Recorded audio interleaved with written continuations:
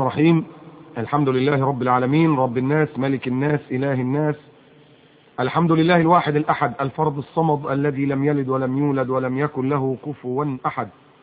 أحمدك ربي حق حمدك، وأشهد أن لا إله إلا أنت وحدك لا شريك لك في ملكك. خلقتنا من العدم وأنعمت علينا بنعمة الوجود وبنعمة الحياة. صدق الله القائل في سورة مريم: أولا يذكر الإنسان أنا خلقناه من قبل ولم يك شيئا. وأنعمت علينا بنعم كثيرة قلت عنها في سورة إبراهيم: وإن تعدوا نعمة الله لا تحصوها إن الإنسان لظلوم كفار. لكن أيها الأحبة في الله، أعظم النعم وأكبر المنن هي نعمة الإسلام، أن هدانا الله عز وجل لهذا الدين فجعلنا من المسلمين. صدق الله القائل في سورة المائدة: اليوم أكملت لكم دينكم وأتممت عليكم نعمتي ورضيت لكم الإسلام دينا. كما قال الله عز وجل في آخر سورة الحجرات: يمنون عليك أن أسلموا قل لا تمنوا علي إسلامكم بل الله يمن عليكم أن هداكم للإيمان إن كنتم صادقين. وكما قال الله عز وجل في سورة الزمر: أفمن شرح الله صدره للإسلام فهو على نور من ربه فويل للقاسية قلوبهم من ذكر الله أولئك في ضلال مبين.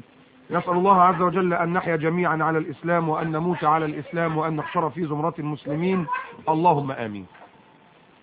أحمدك ربي حق حمدك، وأشهد أن لا إله إلا أنت وحدك لا شريك لك في ملكك، وأشهد أن سيدنا ونبينا وحبيبنا محمدا سيد الأولين والآخرين والرحمة المهداة إلى الخلق أجمعين. فكما من الله عز وجل علينا بنعمة الإسلام من علينا بنعمة النبي صلى الله عليه وسلم. قال الله في حقه سورة آل عمران: لقد من الله على المؤمنين إذ بعث فيهم رسولا من أنفسهم، يعني بشرا مثلهم مش ملك، يعني يتلو عليهم آياته ويزكيهم طهرهم ويعلمهم الكتاب يعني القرآن والحكمة يعني السنة وإن كانوا من قبل لفي ضلال مبين. فاللهم صل وسلم وبارك على سيدنا محمد وعلى آله وصحبه وعلى أزواجه وذريته وآل بيته الطيبين الأطهار صلاة كثيرة دائمة ترضاها يا رب العالمين، وارض اللهم عنا معهم أجمعين، اللهم آمين. أما بعد، فإن أصدق الحديث كتاب الله، وخير الهدي هدي سيدنا محمد صلى الله عليه وسلم، وإن شر الأمور محدثاتها، وكل محدثة بدعة، وكل بدعة ضلالة، وكل ضلالة في النار. وما قل وكفى خير مما كثر وألهى، وإنما توعدون لآت وما أنتم بمعجزين. ثم أما بعد، كل عام وأنتم بخير. فها قد اقترب شهر الصيام، شهر الخير، شهر رمضان.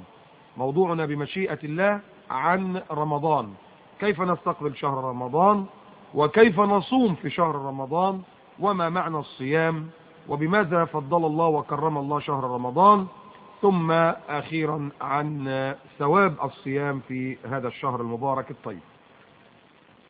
يعلمنا النبي صلى الله عليه وسلم أننا قبل أن نستقبل رمضان أن ندعو الله عز وجل ونقول: اللهم بلغنا رمضان، اللهم بلغنا رمضان. يعني نسأل الله أن ربنا يجعلنا أحياء لغاية ما يجي علينا رمضان. ليه؟ إنما الأعمال بالنيات، قال صلى الله عليه وسلم: إنما الأعمال بالنيات.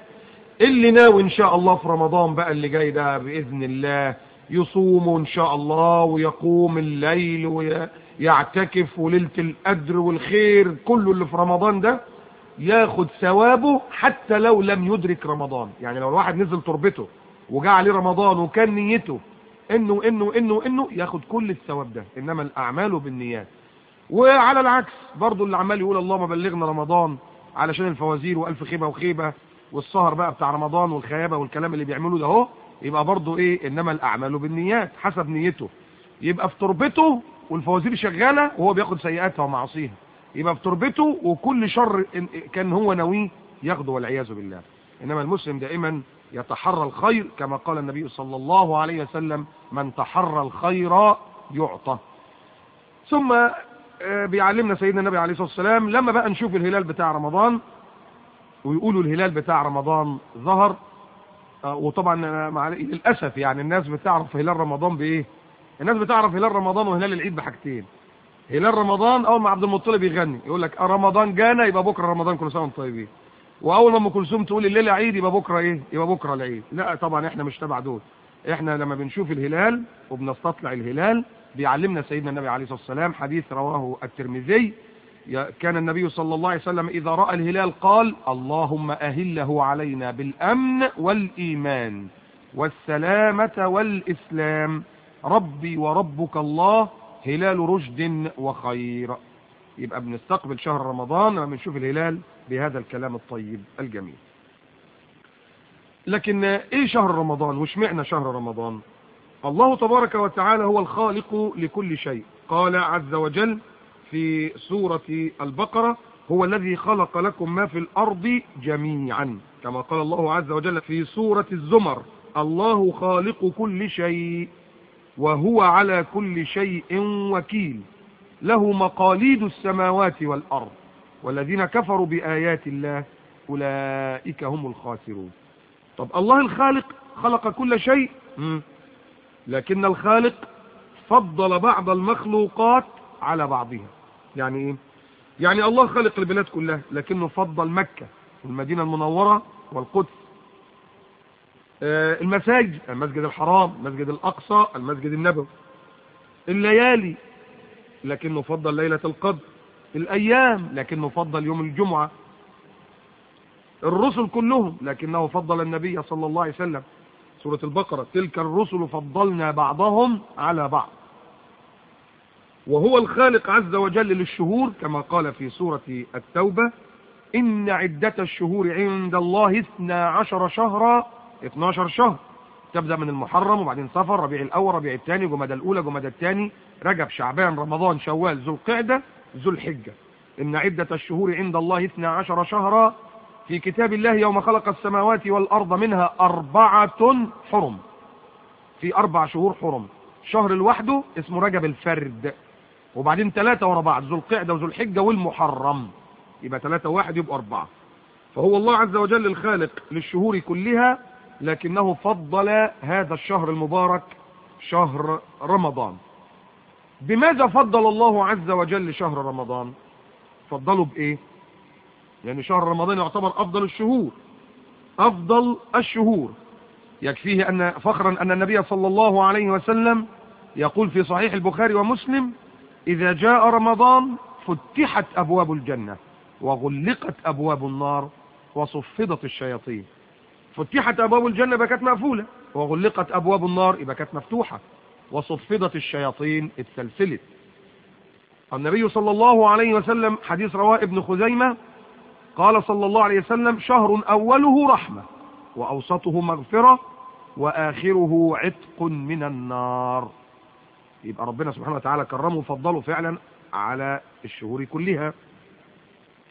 النبي صلى الله عليه وسلم حديث رواه البيهقي يقول أعطيت أمتي في شهر رمضان 5 لم يعطهن نبي قبلي. هذه خصوصية بقى. أما واحدة يعني الأولانية يعني فإنه إذا كان أول ليلة من شهر رمضان نظر الله عز وجل إليهم ومن نظر الله إليه لم يعذب أبدا.